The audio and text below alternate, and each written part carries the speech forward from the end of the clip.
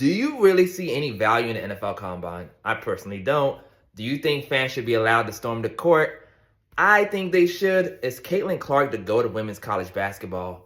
She ain't my GOAT. So why do I not think that she's the GOAT? All right, so my criteria when it comes to the GOAT, it depends on the kind of sport you're in. If you're in track and field, that means you're one-on-one versus everybody else. It's pretty easy to be the GOAT. Usain Bolt, he's the GOAT. He got all the records. He won all those gold medals. He is the GOAT of men's track and field. On the women's side, it's a little bit harder because Flojo got the records, but she had a real hot peak. But Allison Felix is the most decorated sprinter of all time, at least for the U.S.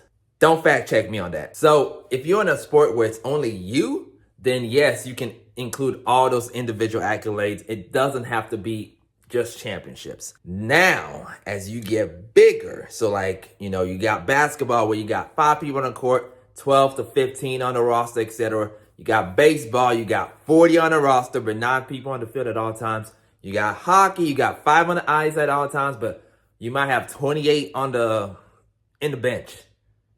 As you get bigger, then team success matters. I'm sorry, that's my criteria. I like team success. I don't need you to win 25 championships like something crazy like the Celtics who didn't play anybody in the 60s. No disrespect, Bill Russell. But I need you to have some sort of winning standard that when it was your era, everybody was like, dang, we ain't winning because of them. And that is why Michael Jordan is my GOAT. Now let's move on to Caitlyn Clark. How many NCAA championships does Caitlyn Clark have? Zero. Might change this year, but right now it's a 0. How many Player of the Years does she have? 1? Could be 2. It's probably going to be 2, but it's 1. There are other female collegiate athletes that play basketball that have more accolades in college than she does. Like Breonna Stewart, Cheryl Miller. Like the list kind of goes on. In my opinion, Candace Parker had more impact than Caitlyn Clark from a standpoint of winning. What I saw her do with that Tennessee team, and I watched every freaking game of Tennessee Volunteers when Candace Parker was there. She was dragging those teams. Now, I get it. Caitlyn got all the counter stats. She's going to have the most points ever. The 3-point line is super big right now. She's taking damn near 14 attempts. So I get it. But she can't be the GOAT of women's college basketball just because she has an all-time scoring record? Like, no. So when LeBron breaks Reem's record, he's still not the GOAT. Jordan is still the GOAT because of the 6 rings. You go 6 for 6 in the finals, I don't care what you do. That's unheard of. Not losing in the finals, I don't care about these first round days. I don't care. 6 for 6. Like Clay. Instead of Clay going 1, 2, 3, 4, I'm going 6. So with Caitlyn Clark, how many championships am I counting to? None. But it's all right. She's still super marketable. She's the next big thing. She's going to be on my phone, on your iPad, on your computer. She's going to be everywhere. She's going to be on your Wheaties box if people still eat Wheaties. She's a bona fide star, and I can't wait to see what she does in the WNBA. Now let's talk about this little fiasco they say, court storming. Oh, it's bad for the league. First of all, court storming became a thing again because guess who? Caitlyn Clark got bumped up a little bit. She ain't my GOAT, but she got impact, like I said. So she got bumped up a bit. Sorry, let me take that back. She got bumped, which she shouldn't have. Security needs to make sure that the players are safe. And then a Duke player ended up getting injured during a court storming incident. Now, this is very unfortunate, and I wish the schools put more money in place for security to protect the players. Because in my opinion, y'all need to protect the players. But as far as banning court storming or calling it corny or whatever the big media is trying to tell you, man, get all that out of here. Court storming is so important for collegiate fans. As a student in college, what are you looking forward to? You got your tests, you got the homework, you got your teacher getting on your nerves, you got your girlfriend or boyfriend maybe cheating on you with someone else. Like, you got so much drama going on. What do you have to look forward to? Sports. And if you're at a school that doesn't do a lot of winning, what do you have to look forward to? Upsets.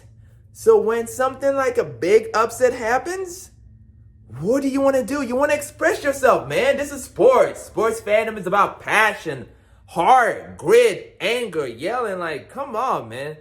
This entire conversation about not storming the court is whack as hell, bro. I personally wouldn't storm the court because it's not me. I'm a little bit too calm, too reserved. You know who I am. Come on, man. You see me.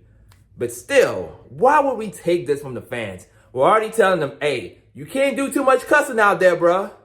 No, don't cuss this plays out. Don't call them the B word, which I get. Personal respect. The players are not animals. They're not in a zoo. You need to treat them with respect. But they're policing fan behavior a little bit too much for my liking, and I think it ruins the fan experience. So in my opinion, you cannot ban court storming. And the NCAA, they're not trying to get their nose in this. They're going to say, oh, the conferences, y'all need to take care of all that. Y'all figure it out. But in my opinion, let the schools figure it out. You get so much money from boosters, so much money from TV deals, so much money going around in college. Put some money into security. Secure the players, man. Make them feel safe. And let the fans have an enjoyable experience. Now, the NFL Combine. Boy, y'all love to publicize this. Oh, what 40s he gonna run? How many bench press reps he gonna do? Look at him catching the ball, going straight in the line, going left to right, left to right. Like, come on, man.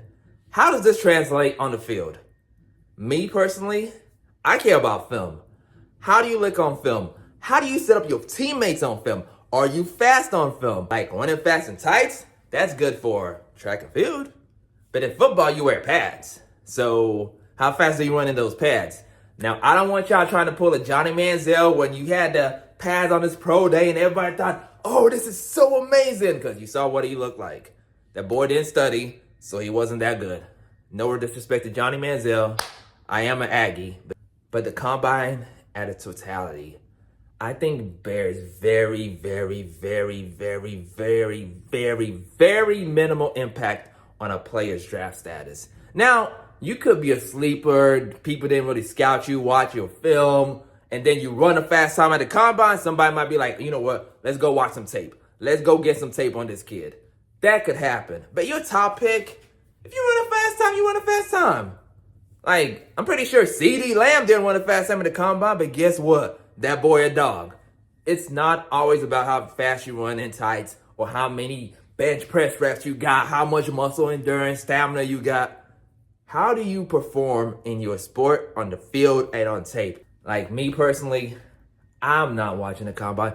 I ain't watched the combine in 5 years, to be honest, because I understood it's a marketing ploy.